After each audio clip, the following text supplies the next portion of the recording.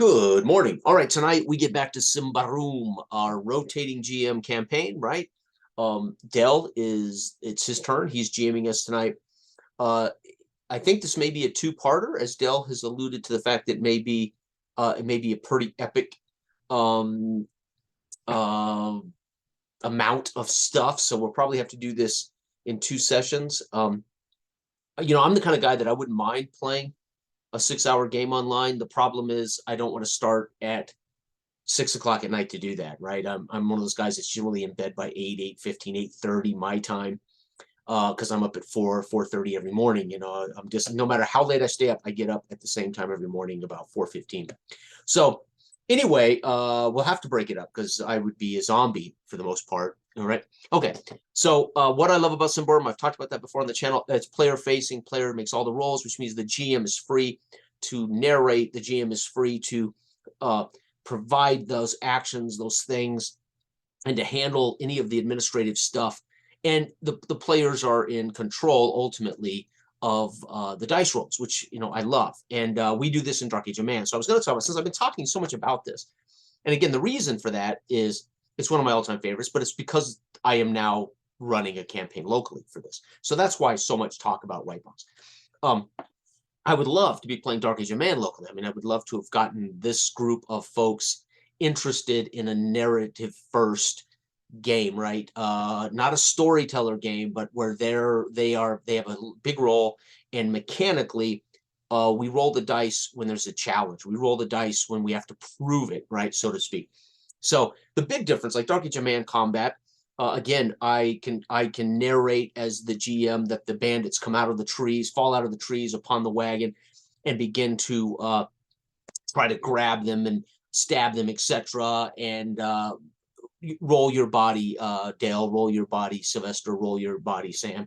And they all make a combat body roll or whatever, and their success would determine whether they win that engagement or whether they suffer damage, right? So they might kill two of the bandits, so Sam might actually get stabbed and suffer a wound, right? So, and then they roll with a narration. They'll pull on the reins. Dale says, "I pull on the reins and stop the wagon," and Sylvester says, "I'm up. Um, I'm on my feet, drawing my sword, and pushing the last bandit off the back of the wagon and telling a fighter, no, no, keep going, right?" And we roll the dice to see how that combat goes between the bandit. So it's just wide open, free flowing, and they have such player agency, and the mechanics, quite literally, it's a simple DV. And I'm saying to them, make a DV check using your mind, using your spirit, using your body, using your combat, or luck. And luck's a big one, right? And luck was the final attribute, was the final piece that we put into the game that really freed the game up for players. I think for players to be a character of any ilk, and we could use luck when a character didn't quite fit the action. So when a player would say, matter of fact, Katie was a great example in our game locally a couple of months ago, when she said, I'm playing a 15-year-old or 17-year-old ward, and she didn't know anything about mixing concoctions. So it becomes a luck check, right? Whatever. There was 2 or 3 luck. There was a lot of luck in that game because they stuck with they were true to their character and what their character would understand about the world, which means they're making some gambles. They're making some luck checks. And so it really does allow them to be their character and not over meta information that they understand that their characters would not understand. And it creates great fun. So that's the big, and what procedures. Our procedures are quite simple. Who goes first is how it is either brought up by the GM or how the player introduces it.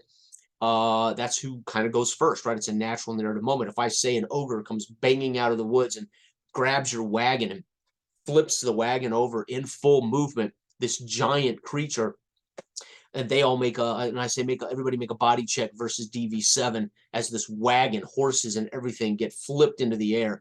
They're rolling to suffer damage or to avoid damage, right? Then they're on their feet and they're narrating how they engage this 12-foot ogre, right? That kind of thing. And so procedurally, very simple, right? Player facing, they make all the rolls. All I have to concern myself is the difficulty value of a scenario, the difficulty value of this situation, the difficulty value of the enemy, the difficulty, and then that's adjusted up or down based on what's happening around them. Or instead of them getting multiple, they gain bonuses from attributes, they gain bonuses from particular things that they have some control over.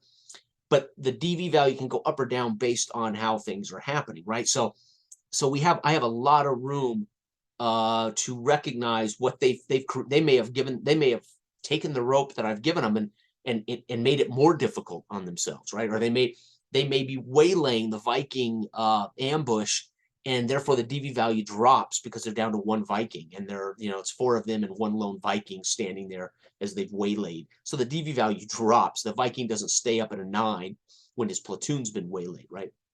That kind of stuff, right?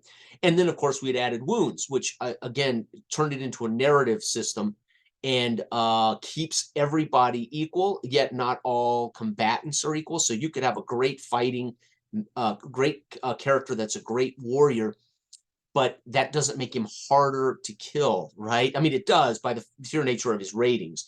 But my point is, as lethal human beings, we all suffer stages of wounds until we die.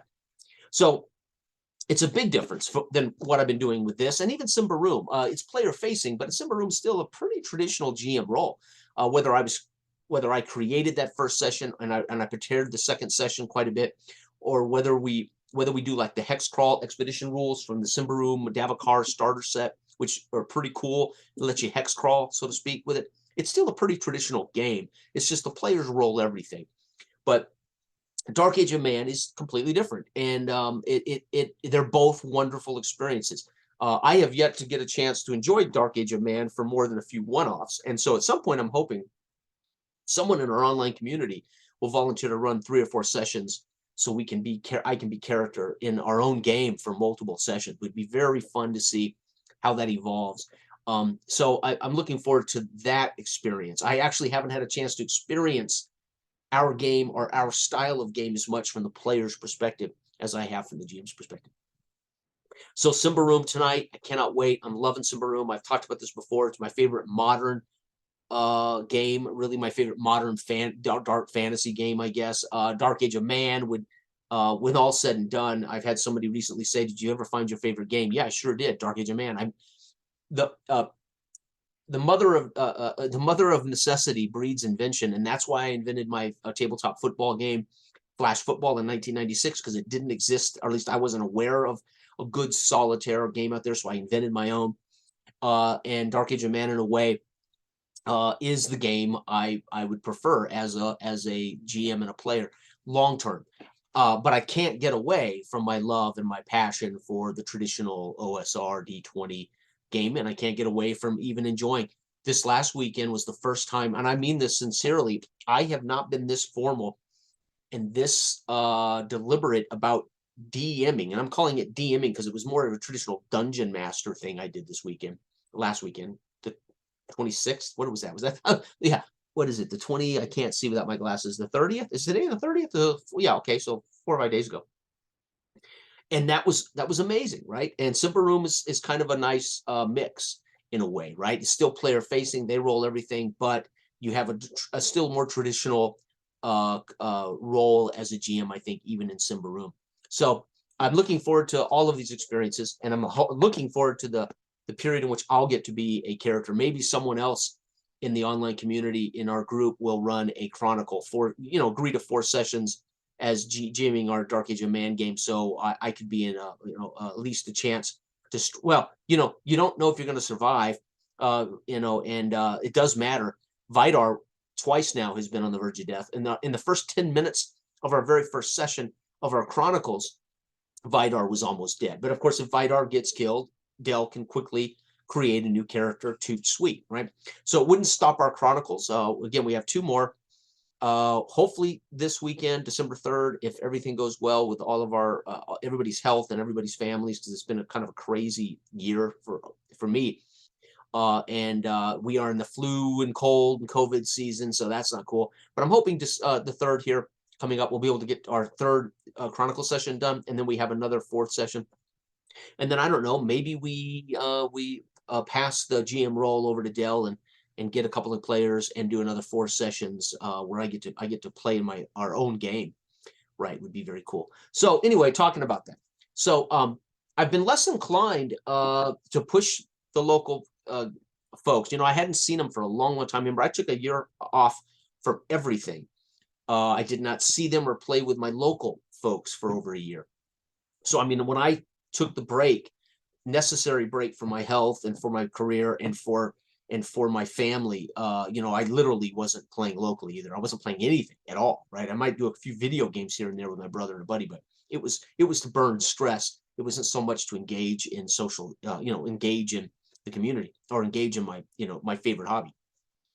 So in that sense, coming back, they requested. I came, I saw them for the first time after about 15 months, and we did Dark Age of Man. Had a great time. They were pushing Symbaroum. I wanted to play the original Symbaroum. They've in that period of time, Brian took his 5th edition Symbaroum books and launched. And again, it came back around to it. Brian and I'm assuming he discussed it with them because they certainly engaged this fully this last weekend. So I think it's the right decision because I'm also having a chance to experience a very traditional DM role here with arguably my favorite OSR, right? I would say Sword and Wizardry Continual Light, Basic Fantasy, those are also high on the list because they strip away many procedures. Like this game has definite, I mean, just the fact that it's 140 pages or 100 and whatever pages long it is, 150 or something pages long. This has a lot more rules and procedures. Sword and Wizardry Continual Light is 7 pages long, right? And there's no combat procedures. It's kind of free for all. Basic Fantasy, I think, is 120 or 140 pages. Basic Fantasy has a lot more dedicated rules, but even Basic Fantasy is freed from many procedures, right? Like roll initiative and then go in order, things like that. So anyway, I thought I would share this because I wanted to talk a little bit about the big difference between Dark Age of Man and this. And it is a completely different game, right? It is really a narrative first, low tactics. I mean, yes, there are tactics in our theater of the mind conversation, but it comes down to rolling your ability versus the difficulty value. And it's a pretty super fast, super simple. And players are really free to place themselves in the fiction and they're free to invent, so to speak. I use a great example when we play tested this a couple of years ago, or I don't know, a couple of years ago now. And we were doing it in Island of Sul, and I think it was Island of Sul. I can't remember now. Oh, no, they were headed north. This was Sylvester. I think it was Sylvester and Eric were in that game, and we were playing. This had to be 2 years ago or a year and a half ago. And that while they were inside a building doing something, Dell's character was on the street, and he needed information, and he just invented an old woman pushing an apple cart up the street. Why wouldn't there be an old woman on the street pushing an apple cart? He didn't, unbeknownst to him, I had rolled on the 3-6 random generator, which, and this was one of those amazing things about our game. I roll randomly this hidden thing that's going to be a new variable that I have to introduce appropriately, contextually into the world. And no sooner did I roll witch and went, how am I going to introduce a witch to the party?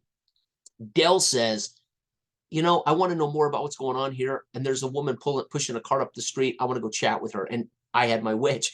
Dell, unbeknownst to Dell, he creates this entity that's going to give him information, but he still has to he's still going to have to dialogue. He's still going to maybe have to make a check to get what he wants.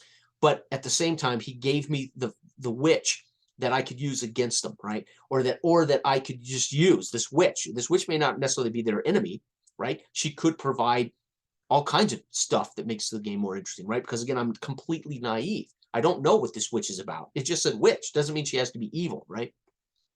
Could just be a Wiccan, right? So anyway, that's the big difference, huge difference. And they're all good, man. All of these games provide an experience that is worth having in the hobby. I think that we all have preferences to how we like to play, and we all have preferences to how we like to GM. And I think it's good to pursue those because you're going to get the most fun and enjoyment out of the hobby if you're able to do your preferences, right? One way or another. Even game system, right? I feel for so many who the biggest game in the world, the brand is not the ideal system for many people, but it's the only system that's available to them because it's so big and it's the brand and it's the game and all the locals are running the game and they'd much rather be doing something else. But I think the hobby's worth it, even if you're playing a game system you don't love, right? Again, I've said this before, and many people have said it in our community. It's not what you're playing; it's who you're playing with, and that is true. But the funny thing about that is, I've enjoyed playing with everyone. Everyone I've played with, I enjoyed playing with. So it's rare. I have not had a situation in the online community where I was playing with people I didn't like or people that I couldn't tolerate. I think what it turned out is they didn't like me or they couldn't tolerate me. That's the irony. But I was enjoying the people more than the game, so to speak. That didn't mean I didn't have an opinion. It didn't mean I didn't go, damn, I wish this was different, or man, I wish we were playing something else. You can't remove how you feel about things, right? You can understand that they're just feelings, but anyway, I want to talk about that. So tonight, Symbaroum, we're going to have, of course, we'll play, and that will be recorded and it'll go on.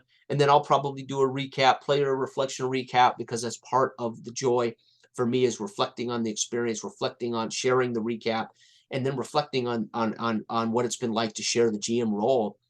Because we're not only sharing the duties, but we're sharing the fiction. Dell is now in control of the fiction to some degree, and Dell, as the GM tonight, will utilize shared NPCs and it really does it's interesting just to see how different people handle those NPCs and how different people set up our next dilemma, so to speak. So everybody out there have a great week.